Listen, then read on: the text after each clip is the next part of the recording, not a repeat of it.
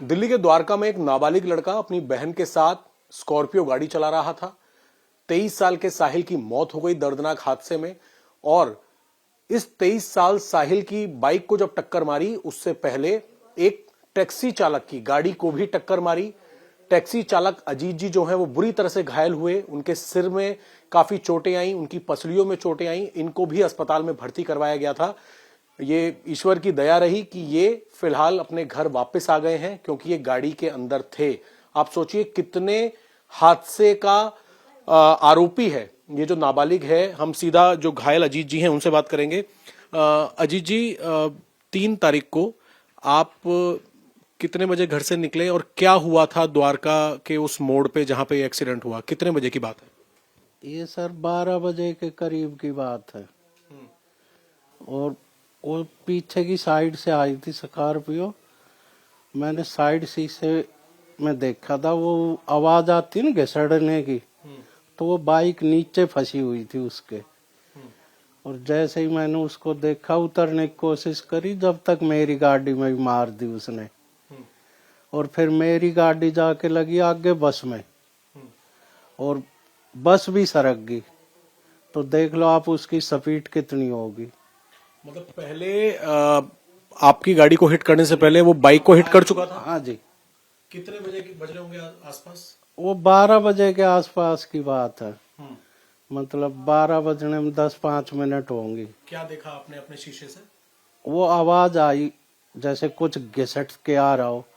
तो मैंने देखा तो वो बाइक उस स्कॉर्पियो के नीचे फंसी थी और वो घिसटती हुई आ रही थी। तो मैंने सोचा भाई ये तो मारेगा।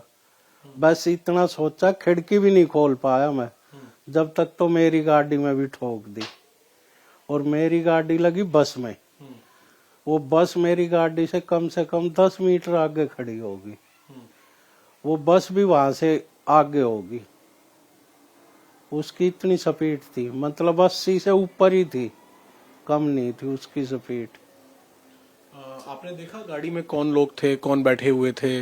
नहीं सर, मेरे को तो वो बच्चों ने बाहर निकाला गाड़ी से। फिर मेरे को 2-1 मिनट उधर हिलाया डुलाया, बैठाया।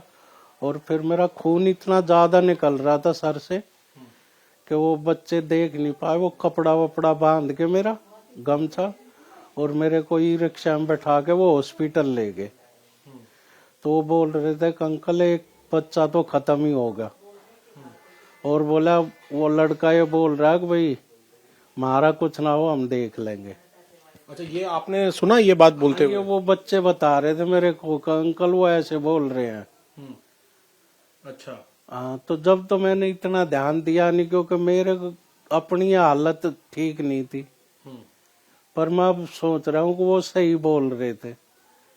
जब उसको जमानत भी मिल गई, आज तक कुछ नहीं हुआ। वो बेचारी का एक ही बच्चा था, उसका बाप भी नहीं, वो भी नहीं रहा। अभी टीवी में ही दिखा रहे थे वो बेचारी कैसे रो रही थी। आपकी टैक्सी आप किस तरफ से किस तरफ जा रहे थे? जा नहीं रहा, मैं तो साइड में रोक रखी थी। अच्छा, खाना खाने के लिए। वो बस जब ही पीछे से वो आकर उसने खिला दिया खाना। आज 13-14 दिन हो गए। तो आपने जब देखा कि बाइक नीचे फंसी हुई है गाड़ी के, तो उसमें वो लड़का भी फंसा हुआ था? नहीं सर, इतना तो ध्यान करा नहीं, पर बाइक फंसी हुई थी। और ये बात कि मेरा कोई कुछ नहीं कर पाएगा। जिन बच्चों ने मेरे को बाहर निकाला था ना गाड़ी से, वो ऐसे उनके सामने उधर बोली होगी। तो उन्होंने ही बताया कि अंकल एक बच्चा मर गया। और बोला वो ऐसे बोल रहे हैं।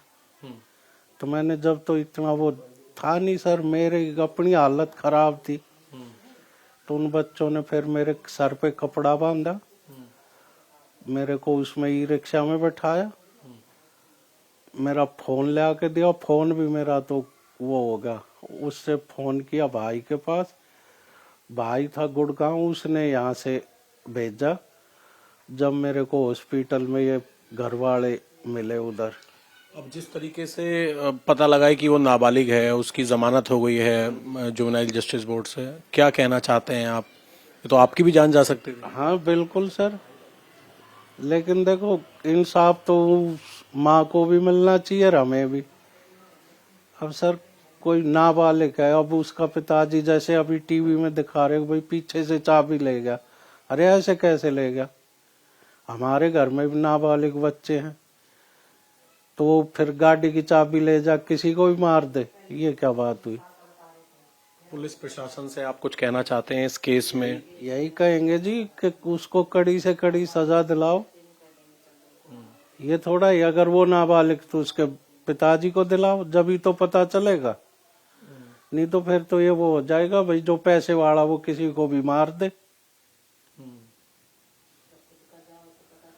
ये अजीत जी हैं जो कि क्योंकि 11:57 पे पीसीआर कॉल मिली पुलिस को सुबह 3 फरवरी को, और इन्होंने देखा ये गाड़ी टैक्सी चलाते हैं उसी रोड पर जहां पर एक्सीडेंट हुआ। ये गाड़ी साइड में लगा के लंच कर रहे थे, खाना खा रहे थे, तभी इन्हें आवाज आई, ऐसी आवाज आई कि कोई गाड़ी स्लिप हो रही है। इन्होंने देखा अपने शीशे से, गाड़ी से ये उतरने ही वाले थे, गाड़ी का दरवाजा नहीं खोल पाए, तो इन्होंने देखा कि ये स्कॉर्पियो गाड़ी बेहद तेज रफ्तार में थी और उसके नीचे साहिल की बाइक जो है वो फंसी हुई थी, यानी कि टक्कर मारने के बाद बाइक को रगड़ते हुए, घसीटते हुए वो कई मीटर तक आगे गया। इनकी गाड़ी में भी जोरदार टक्कर मारी, जिसकी वजह से इनको भी काफी ज्यादा चोटें आई और ये भी इंसाफ की मांग कर रहे हैं। इनका ये भी कहना है कि जिन लड़कों ने इनकी मदद की, इनको गाड़ी से बाहर निकाला, उन्होंने ऐसा सुना कि आरोपी नाबालिग ये कह रहा था कि मेरा कोई कुछ नहीं कर पाएगा। कैमरामैन दिनेश दिवांगन के साथ अभय पराशर, इंडिया टीवी, दिल्ली।